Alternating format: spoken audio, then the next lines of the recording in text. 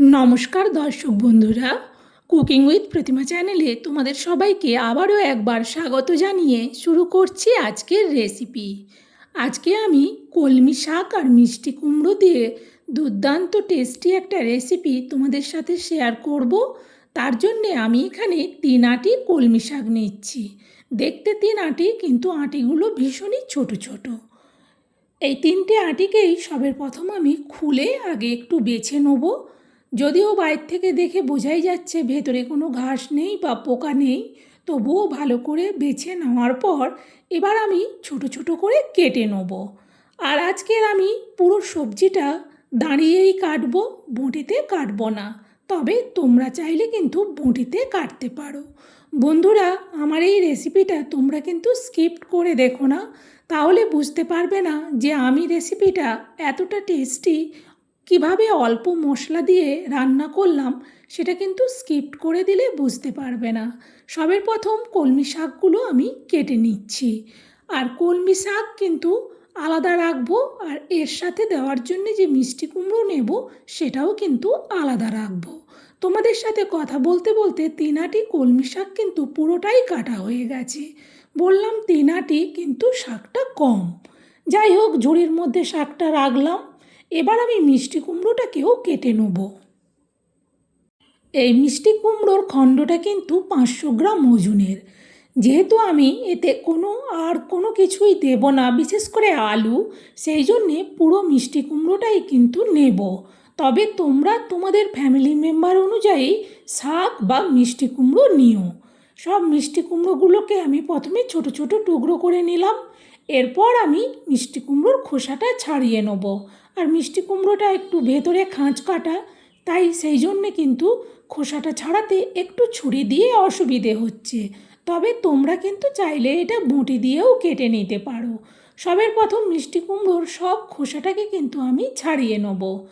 এইভাবে দেখো কতটা সুন্দরভাবে মিষ্টি কুমড়োর খোসাগুলো আমি ছাড়িয়ে নিলাম। এখন আমি এই মিষ্টি কুমড়োটাকে ছোট ছোট করে টুকরো করে নেব। খুব বেশি একেবারে ছোট করব না, আবার বড় বড় বেশি রাখবো না। দেখো তোমরা আমি কিভাবে মিষ্টি কুমড়োটা ছোট ছোট করে টুকরো করছি। কারণ মিষ্টি কুমড়োটা একটু না গোটা গোটা থাকলে খেতে ভালো লাগবে না। সেই জন্যে একটা মিডিয়ামভাবে সাইজ করে মিষ্টি কুমড়োটা কেটে নিলাম। সব মিষ্টি কুমড়োটা আমার কাটা হয়ে গেছে। এখন আমি এই মিষ্টি কুমড়োগুলোকে একটা আলাদা জায়গার মধ্যে তুলে নেব।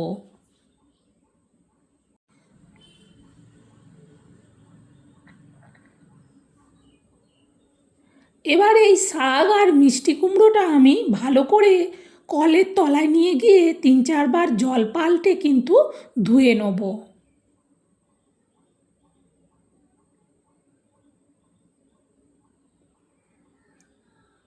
দেখো, শাক আর মিষ্টি কুমড়োটা ধুয়ে নিয়ে চলে এসেছি। শাকটা থেকে পুরো জলটা কিন্তু আমি ঝাড়িয়ে নিয়েছি। এখন আর শাকে একটুও জল নেই। আর মিষ্টি কুমড়োটা তো কেটে ধোয়ার পরেও আমি এইভাবে আলাদা করেই রেখেছি। আজকের রেসিপিটা বানানো ভীষণ সহজ, খেতে কিন্তু দারুণ লাগে। রান্নাঘরে এসে গ্যাস জেলে কড়া বসিয়ে দিয়ে কড়াতে দিয়ে দিলাম সরিষার তেল। এবার তেলটাকে কড়ার উপর পর্যন্ত চাড়িয়ে নেব। ততক্ষণে কড়া তেল দুটোই ভালো করে গরমও হয়ে গেছে। দিয়ে দিচ্ছি এবার 1 চামচ 5 ফোড়ন। 5 ফোড়নটাকে 1 মিনিট ভালো করে আগে ভেজে নেব। সুন্দর সেন্ট বেরোচ্ছে। দিয়ে দিচ্ছি 1 চামচ গোটা জিরে। জিরেটাকেও আরও একটু ভেজে নিয়ে এবার দিয়ে দেবো কেটে রাখা মিষ্টি কুমড়োগুলো। সব মিষ্টি কুমড়োগুলো একেবারেই দিয়ে দিলাম। এবার খুন্তি দিয়ে ভালো করে একটু নাড়াচাড়া করে দেবো। পুরো কুমড়োটার গায়ে যখন তেলটা ভালোভাবে লেগে যাবে, তখন মিষ্টি কুমড়োটাকে আমি একটু ঢেকে দেবো। মিষ্টি কুমড়োটাকে ঢেকে রেখে দিয়ে গ্যাসের ফ্লেমটাকে কিন্তু মিডিয়ামে করে দেবো।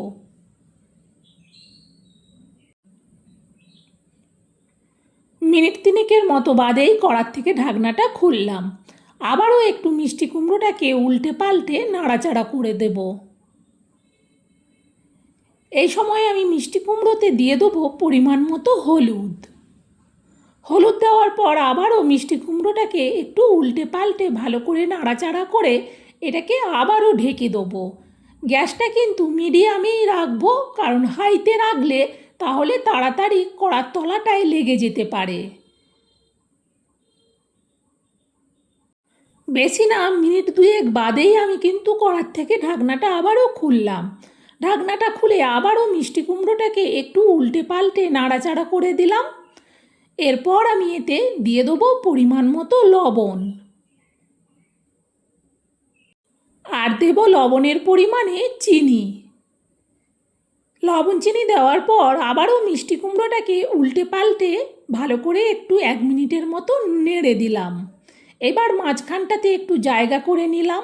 এইখানে দিয়ে দেবো শুকনো লঙ্কার গুঁড়ো বা চিলি ফ্লেক্স।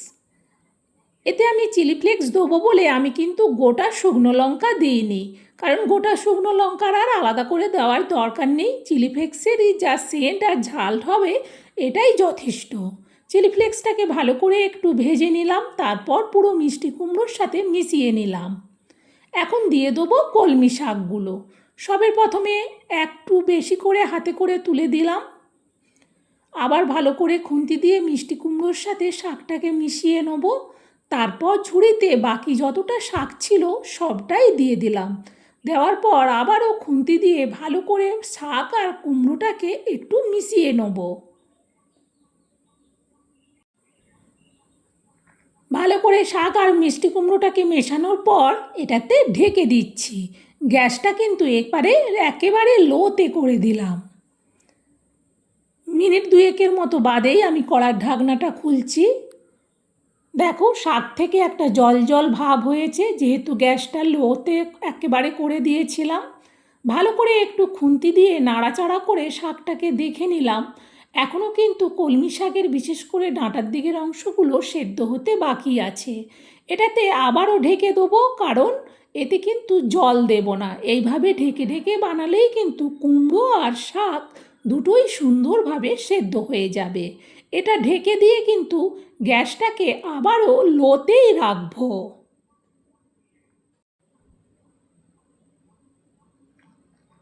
মিনিট তিনেক বাদেই কিন্তু আমি কড়ার থেকে আবারও ঢাকনাটা খুলছি। দেখো, শাক আর কুমড়োটা কতটা সুন্দরভাবে ফুটছে। খুন্তি দিয়ে ভালো করে নাড়াচাড়া করে দেবো। বিশেষ করে কলমি শাকের গোড়ার দিকের ডাঁটিগুলো অংশটা সেদ্ধ হয়েছে কিনা দেখে নিলাম। শাক কিন্তু সুন্দরভাবে সেদ্ধ হয়ে গেছে, আর মিষ্টি কুমড়ো তো একেবারে পুরো সেদ্ধ হয়ে পুরো মাখো মাখো হয়ে গেছে। খুন্তি দিয়ে ভালো করে নাড়াচাড়া করে শাক আর মিষ্টি কুমড়োটাকে মিশিয়ে নিলাম। আর এত ভাপ হচ্ছে যে আমার ক্যামেরাটা পুরো ঝাপসা হয়ে যাচ্ছে। দেখো রেসিপিটা কতটা সুন্দর হয়েছে। এবার রেসিপিটা নামিয়ে নেব। এই তরকারিটা রাখার জন্যে এরকম একটা স্টিলের বড় জায়গা নিয়েছি, পুরোটা ঢেলে নিলাম। বন্ধুরা, এইভাবে মিষ্টি কুমড়ো কলমি শাক দিয়ে রান্না করলে যেমন টেস্টি হয় তেমন রেসিপিটা হেলদিও। তবে ঝাল চিনি এগুলো যদি কেউ পছন্দ না করো, না দিতে পারো। বন্ধুরা, আমার এই রেসিপিটা তোমাদের কেমন লাগলো সেটা কিন্তু কমেন্টে জানিও। ভালো লাগলে অবশ্যই একটা লাইক দিও, আর তোমরাও এটা শেয়ার করে দিও। আর যারা কখনো এইভাবে কলমি শাক দিয়ে মিষ্টি কুমড়ো এর আগে রান্না করে খাওনি, অবশ্যই একদিন খেয়ে দেখো। আবার পরের রেসিপিতে দেখা হবে। সবাই ভালো থেকো।